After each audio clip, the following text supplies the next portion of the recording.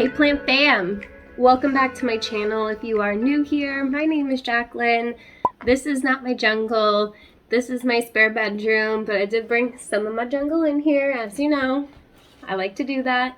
But some of my favorite plants in the background to fill up the space, or else it's just a bunch of white walls behind me and my big plastic greenhouse. That was really cheap on Amazon. Anyway, I've been filming some other videos in here today, and one of the things that I wanted to do with you was repot and plank up my Monstera Dubia. So I got this in a plant trade and she sent it to me in this container. I didn't notice that it started growing, so here it is. I didn't notice it started growing already, and like it put out 2 growth points. And they're just kind of like coming in really weird and little because they don't have anything to climb on. So I wanted to take it out of here and put it into here because this is the smallest thing I can find, and I wanted to give it a decent sized piece of wood. I know it probably seems oversized for what we have here, but I'm planning on having it grow. And the only other wood that I have is much thinner than this. So this is just like cheap wood from Home Depot. It's not sealed with anything, so it is going to rot over time. I'm going to try and not bury it too deep in there, but I do anticipate it getting probably kind of nasty after 6 months to a year of having it in there. So it's not going to be a permanent thing. But for now, I just need to do something with this, and then we'll figure out the rest down the line. So I want to take this out. And I want to trim off this growth as much as that pains me to do so, just because it came in so little. And then I can try and propagate these little ones, these little baby leaves. And it'll throw out a new growth point. It's rooted, so I'm not worried about that. It rooted pretty easily. And these little babes are rooted already too, so I can probably start some little baby plants with that. But I wanted to focus on this one for today, so I'm just gonna kind of gently shake off the moss. And you can see it does have some pretty decent roots. I don't want to play with it too much. Some of that's probably moss, but it threw out its growth points from here, so I'm gonna pot it up and set it up so that it will hopefully attach itself when it starts to grow to here, and then the leaves will get bigger as they grow up this. We hope, right? So I am going to fill up this nursery container with some soil. I'm looking for my scoop and it's in the soil bin. So let me know if you guys have Monstera Dubia. This has been on my wish list for so long, so I was super excited to get a cutting of it. So if you have any care tips, drop those in the comments below. I have the Rhaphidophora hayi, that's a shingling plant as well, growing very happily and very easily. I've been able to propagate it pretty easily. Some of those should be available in my Etsy shop. If they haven't been already, then they should be now. I don't exactly know when this video is going up, but I do plan on listing some of those that are ready to go. So I'm going to dig a hole in the middle here. Actually, I should put the wood in first, right? I don't want to put it in too deep, but it's going to need to go deep enough so that it doesn't come out. So I'm going to pack the soil down. This is really fluffy soil from the Next Gardener, so I can pack it down a little bit. Put some behind the plank here. Probably gonna have to put like rocks or something to try and help keep this in place, but it should be all right for now. I had to choose a big enough container that it would fit in, and then I am just going to make sure that I have my growth point facing up. But I am going to lay this down right at the top of the soil so that that growth point meets the base of the board. It's going to flop over. I make a little hole here for the roots. plop them down in there.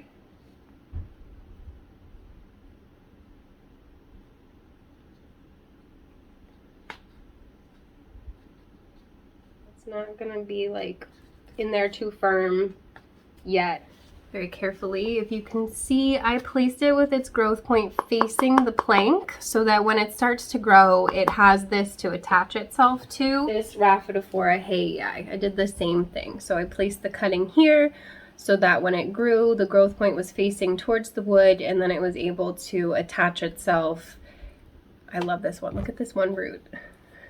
I am going to be listing this one in particular, at least up on Etsy, and it may or may not still be available when you see this video. I just can't get over this one root that grew like over the leaves, but they've attached themselves, so I don't want to touch it. And it's really up to whoever purchases this what they want to do with it, because it's just in a cup of moss and it's fully rooted and it's growing and it needs a bigger piece of wood for sure. But I don't want to be the one to peel it off of here.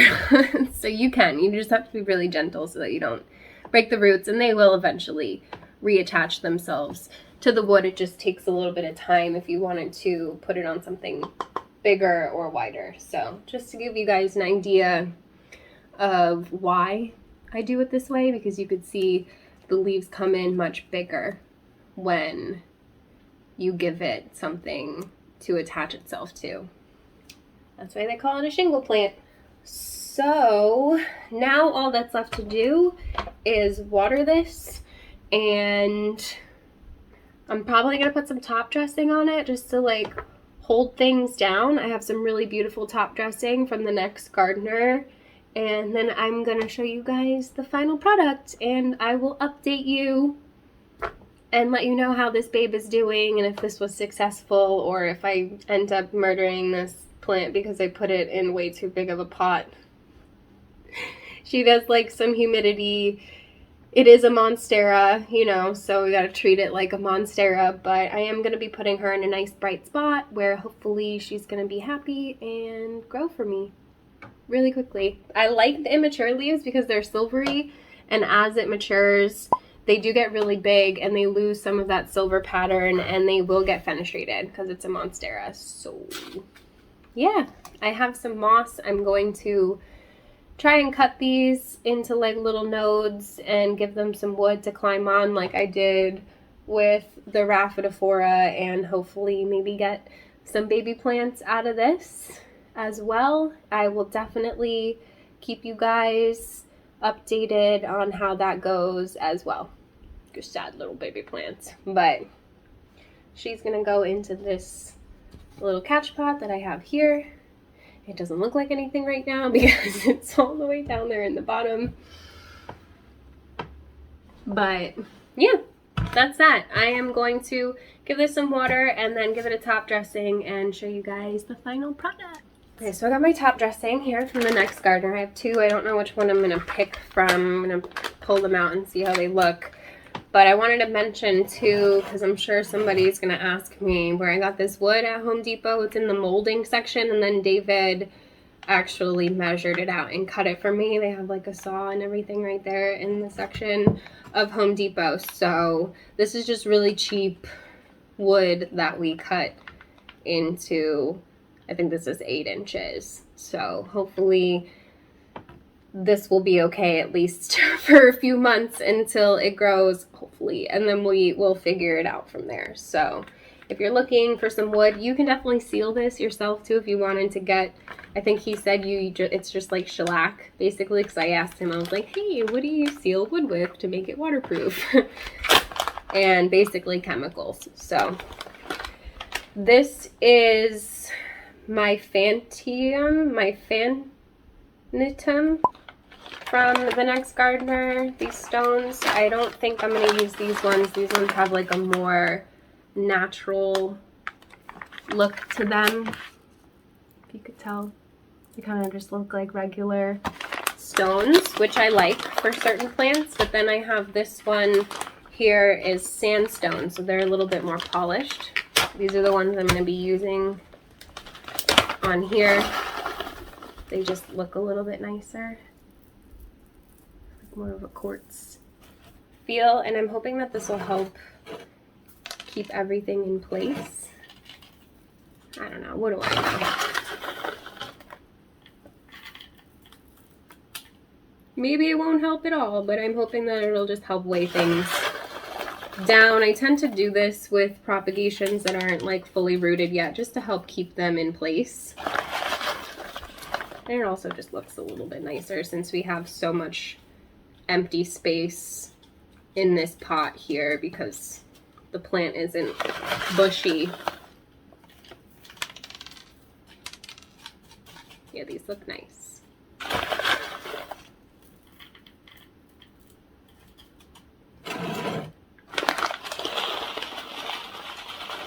Yeah, I like the mix of colors with the sandstone.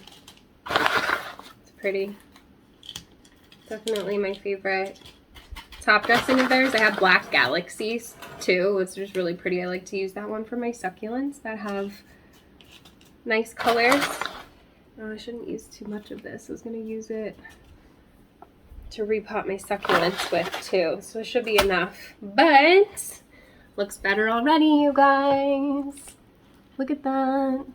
If I turn it too much, it's all gonna fall. But it looks good, and I'm excited to hopefully have this baby grow.